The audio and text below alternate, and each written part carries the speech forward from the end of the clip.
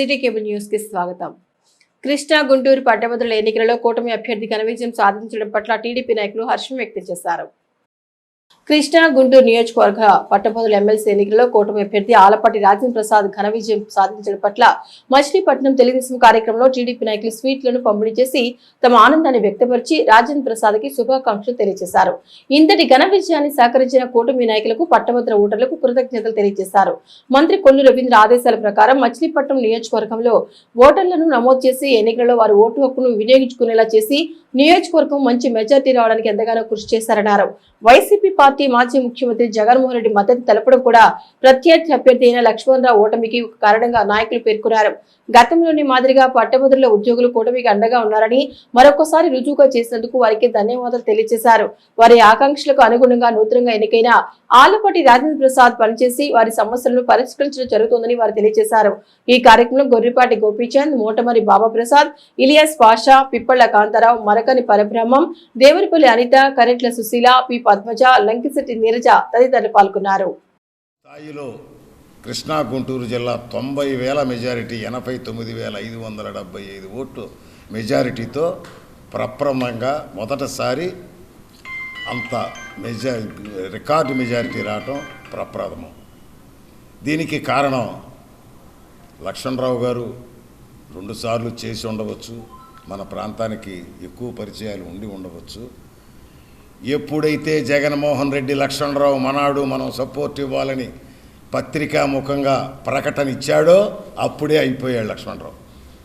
అతనికి జగన్మోహన్ రెడ్డి వ్యతిరేక ఓటు మొత్తం కూడా తెలుగుదేశం అభ్యర్థికి, కూటమి అభ్యర్థులకి పట్టడం, విజయం సాధించడం. దీంట్లో బందరు నియోజకవర్గానికి సంబంధించి రికార్డు స్థాయిలో మేము ముందుగానే ఓట్లను చేర్పించడం, తెలుగుదేశం పార్టీ ప్రతి స్థాయిలోనూ కొల్లు రవీంద్ర గారు ఎంతో ఉత్సాహపరిచి మమ్మల్ని అందరినీ కూడా కథన రంగంలోకి దింపారు.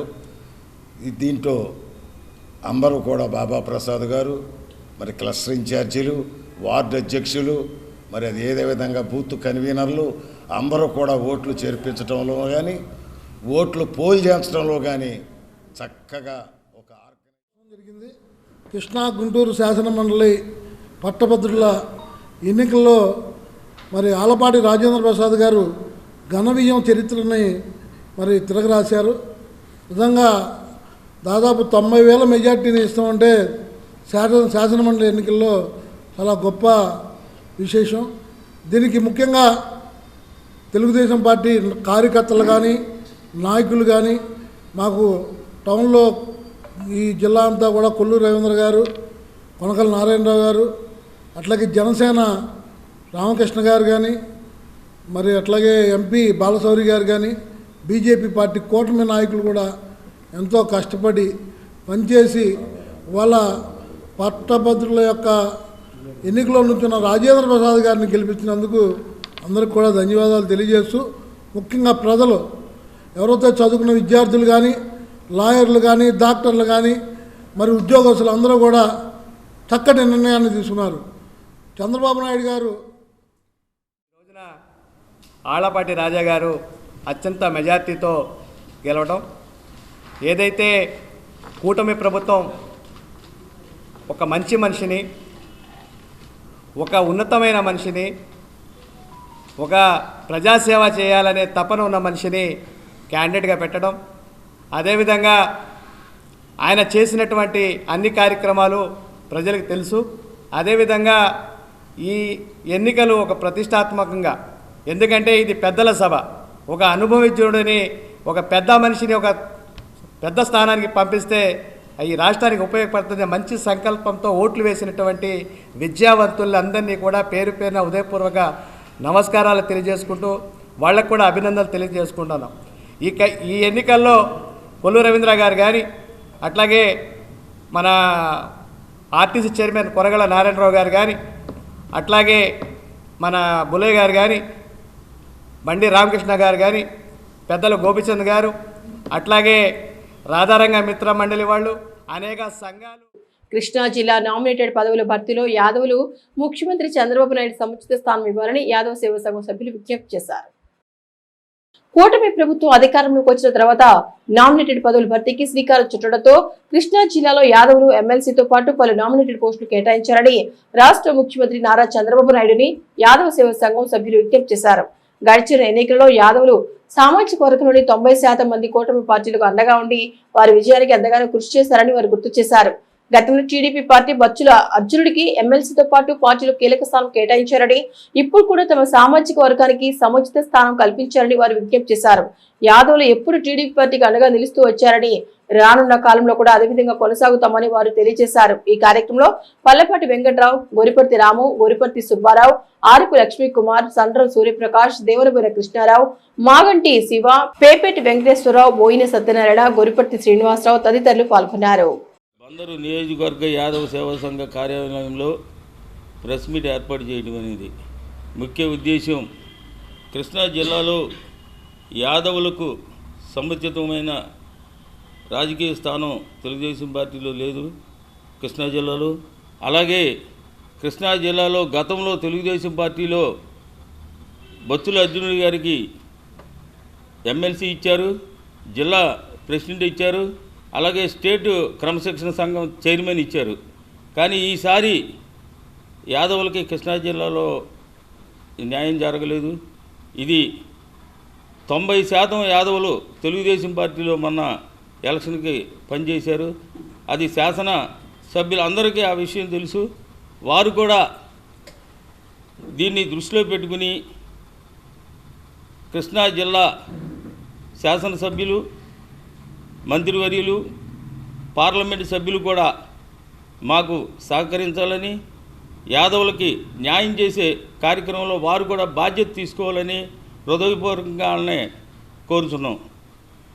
అలాగే యాదవులు 3 లక్షల జనాభా ఉన్నారు కృష్ణా జిల్లాలో. ఉమ్మడి జిల్లాలో కృష్ణా జిల్లాలో తెలుగుదేశం పార్టీ తరపున యాదవులకు సముచితమైన స్థానం కల్పించి వాళ్ళ గౌరవ ముఖ్యమంత్రి గారు వారి ఔన్నత్యాన్ని చాటుకోవాలని చెప్పేసి యాదవ్ సంఘం కోరుకుంటున్నాం. ఎందుకంటే గతంలో ఎమ్మెల్సీ బొత్సుల అర్జున్ గారికి ఇచ్చారు. అదేవిధంగా ఇదిగా ఈసారి కూడా యాదవులకి ఎమ్మెల్సీ పదవి ఇచ్చి వాళ్ళ ఔన్నత్యాన్ని సాధించాలని చెప్పేసి యాదవ్ ఎమ్మెల్యే కానీ ఎమ్మెల్సీ కానీ ఎక్కడా కూడా మాకు అవకాశం ఇవ్వలేదు.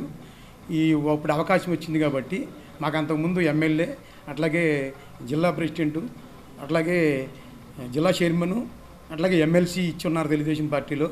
ఇప్పుడైతే కృష్ణా జిల్లాలో శూన్యం, యాదవుల శూన్యం. ఓట్లు అయితే 90% వేశారు, కష్టపడి తెలుగుదేశం గవర్నమెంట్ని తెచ్చుకున్నారు, జగన్ ఓడించారు. మా యాదవులకు అన్యాయం చేశాడని చెప్పని జగన్కి ఏకముఖంగా అందరూ ఏకమయ్యి తెలుగుదేశాన్ని అధికారంలో తెచ్చుకున్నారు. కాబట్టి మాకు నామినేటెడ్ పోస్టుల్లో కానీ ఎమ్మెల్సీ కానీ మాకు కృష్ణా జిల్లాకి అవకాశం ఇచ్చి మమ్మల్ని రాజకీయంగా ముందుకు తీసుకెళ్లాలని చెప్పని కోరుకుంటున్నాము. అదేవిధంగా 100% యాదవులు తెలుగుదేశం పార్టీలో ఉండే విధంగా మీరు మాకు ముందుకు ప్రోత్సహించి మాకు అన్ని నియోజకవర్గాల్లో అవకాశం ఉన్న చోటల్లో కూడా మా కమ్యూనిటీకి నామినేటెడ్ పోస్టులు ఎమ్మెల్సీ ఇవ్వాలని చెప్పని. గత కొన్ని రోజులుగా నగరంలో మున్సిపల్ అధికారులు ఆక్రమణ తొలగింపు ప్రక్రియ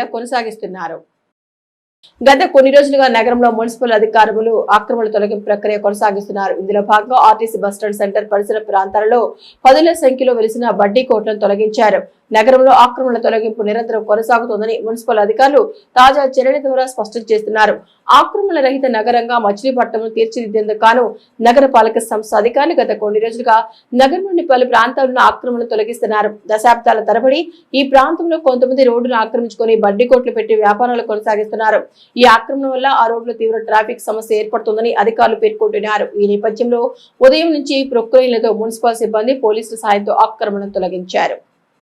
కమిషనర్ మచిలీపట్నం నగరపాలక సంస్థ ఈ రోజుని బస్టాండ్లో ఏవైతే ఆక్రమణలు ఉన్నాయో ఆ ఆక్రమణలన్నీ కూడా తొలగించడానికి ప్లాన్ చేసుకోవడం జరిగింది.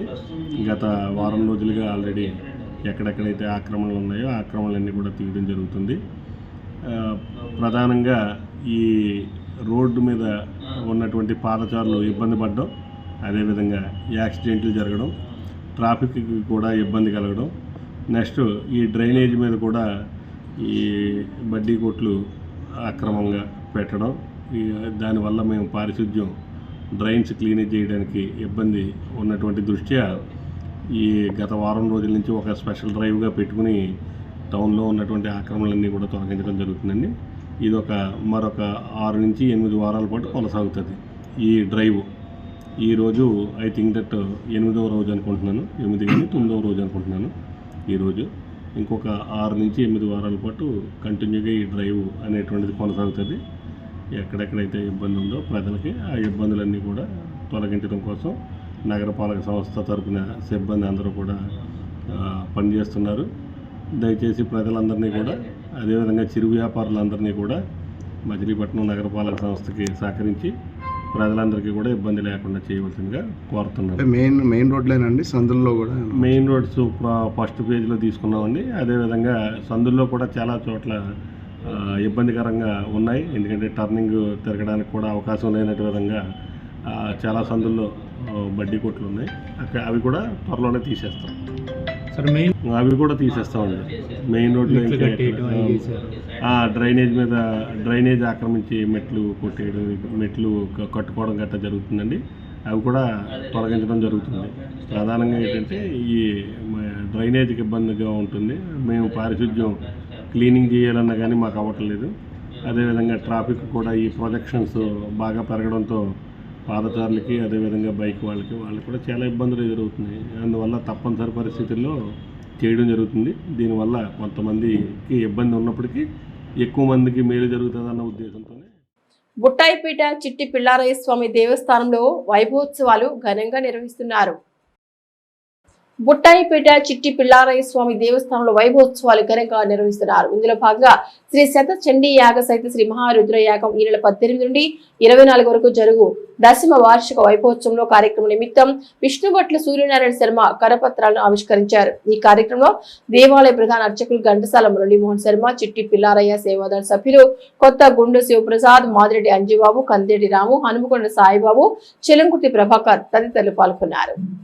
బుట్టాయిపేటలో వేంచేసి ఉన్నటువంటి అత్యంత పురాతనమైనటువంటి ప్రాచీనమైన దేవాలయం శ్రీ చిట్టిపిల్లారయ్య స్వామి వారి దేవాలయం 252 సంవత్సరాల క్రితం 1772లో స్వామివారు స్వయంభువుగా ఆవిర్భవించినటువంటి ఈ క్షేత్రంలో తరువాత కాలంలో వల్లభా గణపతి పంచాయతన క్షేత్రంగా విరాజిల్లుతోంది. 2015వ సంవత్సరం నుంచి కుంభాభిషేకం నిర్వహించుకుని గత 10 సంవత్సరాలుగా అనేక వైదిక సాంస్కృతిక కార్యక్రమాలు ఇక్కడ జరుగుతూ ఉన్నాయి.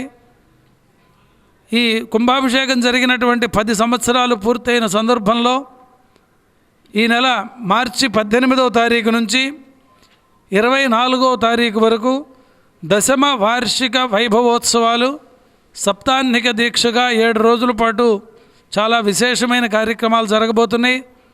దీంట్లో మహారుద్ర యాగం జరుగుతోంది, అలాగే శతచండీ యాగం జరుగుతోంది, 100 చండీ హోమాలు, 1350 రుద్రాలతో రుద్రహోమాలు.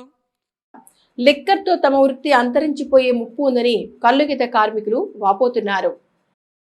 తమ సమస్యలను పరిష్కరించి జీవనోపాధి కల్పించాలని కల్లుగీత కార్మికులు కోరారు. తక్షణమే పెడన ఎమ్మెల్యే కాగిత కృష్ణప్రసాద్ స్పందించి తమ సమస్యలను ప్రభుత్వ దృష్టికి తీసుకెళ్లి తమకు జీవనోపాధి కల్పించాలని కల్లుగీత కార్మికులు కోరారు. చీప్ లిక్కర్తో తమ వృత్తి అంతరించిపోయే ముప్పు ఉందని కాగిత గోవిందు, రాజులపాటి పాములు, సెలపాటి నగేష్, మాధు వెంకటేశ్వరరావు, నానుగని శ్రీను, గూడవలి శ్రీహరి, సోదగారి శ్రీహరి తమ ఆవేదనను వ్యక్తం చేశారు. కొన్ని సంవత్సరాల నుంచి దీని మీద ఆధారపడి ఉన్నాం. మేము ఆధారపడి ఉంటే ఇది చీప్ లిక్కర్ రావటం వల్ల మా జీవనోపాధి పోయింది. ఇక్కడ 26 బర్రెలు గీసాయి. ఇప్పుడు అందరు కలిసి జీవనోపాధి పోయి ఒక 10 మందికి ఇస్తున్నాం. 10 మందికి కూడా ఏమి లాభం లేదు. కళ్ళు తాగిన వాళ్ళు ఉండలేదు. దానివల్ల మీరు దయించి మా యందు ప్రభుత్వం దృష్టికి తీసుకెళ్ళి మాకు ఏదైనా సాయం చేయాలని కోరుతున్నాం. జీవనోపాధి కోల్పోయింది. చీప్ లిక్కర్ 100 రూపాయలు అయిన తర్వాత జీవనోపాధి కోల్పోయింది. దాని గురించి మీరు ఎమ్మెల్యే గారు స్పందించి ప్రభుత్వం దృష్టికి తీసుకెళ్లాలని కోరుతున్నాము. మా గీత కార్మికుల తరఫున మాట్లాడుతున్నాము. మీరు మా మీద దయించి 26 బల్లలు ఉండే 26 బల్లల కుటుంబాల జీవనోపాధి కోల్పోయింది. దాని గురించి మీరు గట్టి చర్య తీసుకోవాలని కోరుతున్నాను. 40 సంవత్సరాలు బట్టి గీతమాదిలో అందరం గీతున్నాము. 26 బల్లాలు ఇక్కడ పెడల్లో మేము ఇప్పుడు అంతా ఖర్చు అంటూ అవుతుండేది. ఏదో ఒక తాడు తీసుకెళ్ళినా కొద్ది ఖర్చు అవుతుండేది. ఈ జీవనం వల్ల మీరు ఎటువంటి సీపీల వల్ల వర్షం వల్ల శుభ్రంగా ఇప్పుడు అంతా పడిపోయింది. మా వ్యాపారం ఇటువరకల్లా అంతా బాగానే ఉండేది. ఇప్పుడు తాళ్ళు ఎక్కలేకపోతున్నాం. అట్టాగే 4 తాళ్ళు తీసుకుంటున్నాం. మేము కొత్తగా వచ్చే కుర్రోళ్ళు తీసుకుంటేనే కానీ ఇప్పుడు మేము అందరం కాడ ఉండేవాళ్ళం అందరం కాడ ఎక్కలేకపోతున్నాం. మా మీద దయ ఉంచి కొంచెం శుభ్రంగా మాకు ఏదైనా ఏర్పాట్లు చేయండి. మహిళా దినోత్సవ వారోత్సవ కార్యక్రమాల భాగంగా బహిరంగ ప్రదేశాలలో మహిళా సంరక్షణ అనే అంశంపై మోపిదేవిలో వక్తృత్వ పోటీలు నిర్వహించారు. మార్చి 8వ తేదీన నిర్వహించిన అంతర్జాతీయ మహిళా దినోత్సవాన్ని పురస్కరించుకుని మోపిదేవిలో గల జిల్లా పరిషత్ హైస్కూల్లో బహిరంగ ప్రదేశాల్లో మహిళా సంరక్షణ అనే అంశంపై బాలికలకు వక్తృత్వ పోటీలు నిర్వహించారు. పాఠశాల ప్రధానోపాధ్యాయులు పోలవరపు జయంతి ఆధ్వర్యంలో నిర్వహించిన పోటీలకు మోపిదేవి ఎస్ఐ వీర వెంకట సత్యనారాయణ పాల్గొన్నారు.